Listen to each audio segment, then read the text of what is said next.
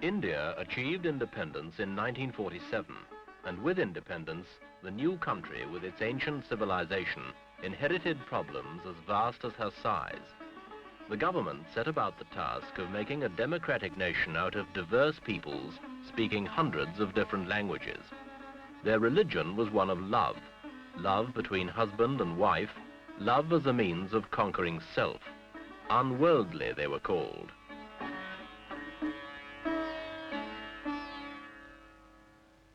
But they were united in their patriotism for Mother India, and some of India's harshest problems began to yield.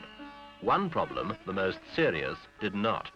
The problem of Muslim versus Hindu, of Pakistan versus India.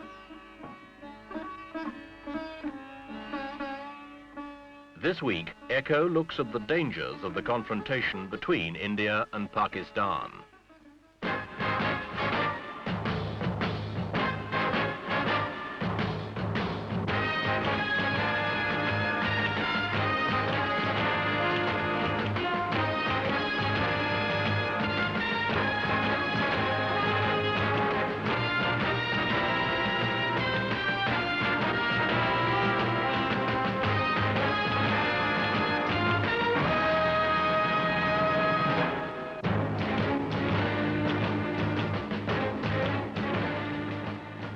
New Delhi itself, the capital of India, illustrates the achievements and the problems. A modern city, modern amenities, business life, shops, housing, employment, organization, the rule of law, care for the environment, planning, administration.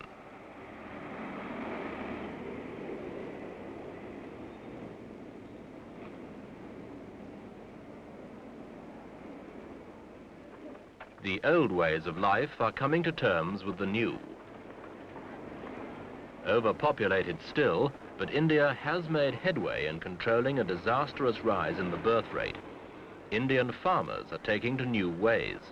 Miracle rice and wheat are beginning to feed the stomachs of a country that contains nearly 15% of the human race. The effects can be seen. Things are better.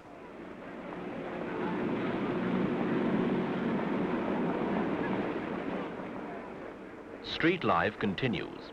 There is even a little left over for small luxuries. But each country, India and Pakistan, inherited a minority. Muslims in India, Hindus in Pakistan. Both are devout, often contradictory, but always unquestioning in their loyalties.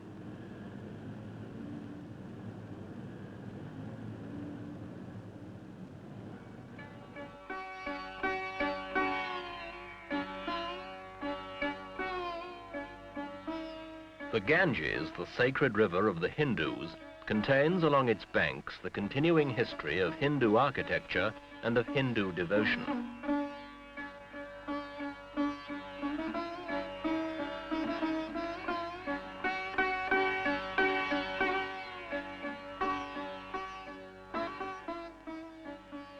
The devotion is to selfless love and to peace.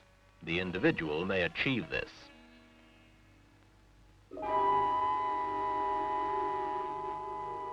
Others have war and hatred brought to them. A new terror has come. East Pakistan, where these refugees come from, rose against the West Pakistani government and declared a separate state, Bangladesh. The supposed domination of a government 1,000 miles away was resented by the East. West Pakistani forces were ordered to take over. Muslim fought Muslim. There were scenes of indescribable brutality. Little mercy was shown. These refugees, old men, the sick, women, children, the dispossessed, fled over the only border that was open to them, into India.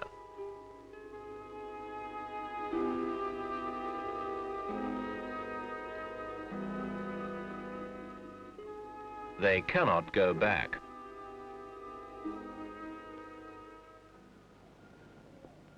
The insurrection in Bangladesh continues. These are highly trained professional soldiers. They wear the uniforms they wore as Pakistani regulars, minus the rankings. If captured, They are under automatic sentence of death. They are fighting for Bangladesh. West Pakistan is anxious. Bangladesh guerrillas sank 4 Pakistani supply vessels in 1 week. Reports indicate little cooperation from the East Pakistani people. West Pakistan suspects Indian influence, even penetration by spies and agitators. The Pakistani government fears India may try and settle old scores, Kashmir, various border clashes, by occupying East Pakistan and setting up a puppet Bangladesh regime. Pakistan's President Yahya Khan keeps his eyes on the Indian border. Well, I'm watching it with great patience. And I'm warning the world that if they have any idea of taking a chunk of my territory in East Pakistan and think this is not war, let me warn you, and I warn the world, that this will mean war, an overall war, which I hate, I don't like.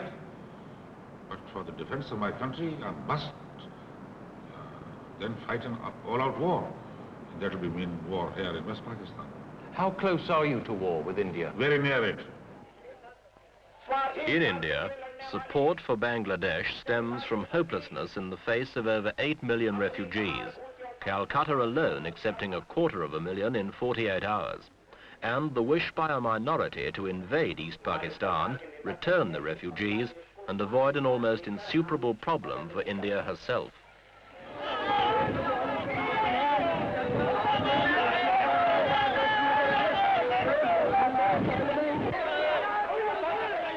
The police managed to retain control and try, wherever possible, to cool hot tempers, in line with the government's policy of Indian sovereignty and control within her own borders, while avoiding provocation to those outside.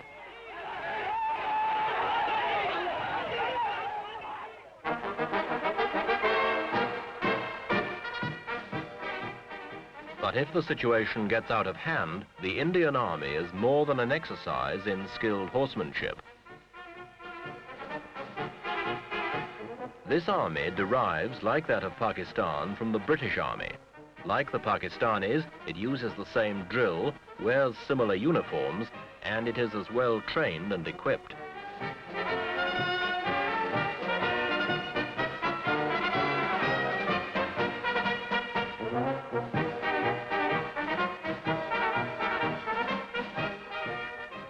Should these two forces meet in combat, it will not be with ceremonial pomp.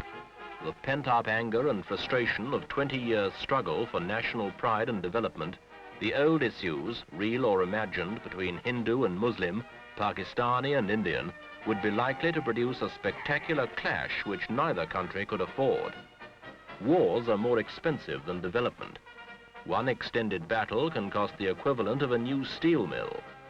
The hard reality is that countries desperately struggling with the economic and social problems of modernization simply cannot afford wars.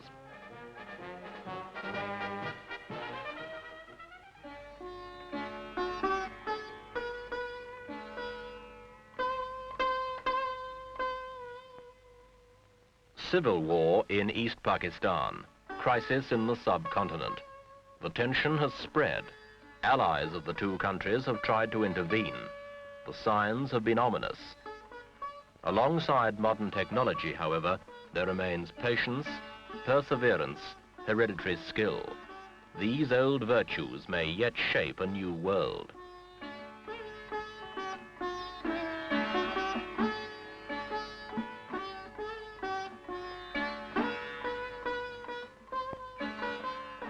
It is difficult to counsel patience to a people who have suffered centuries of poverty, famine, and underdevelopment, both Indian and Pakistani. An outburst of frustration would not be hard to understand. In a situation that has not yet slipped beyond the control of the countries involved, the accumulated wisdom and strength of ancient civilizations may once again retrieve security and peace of mind.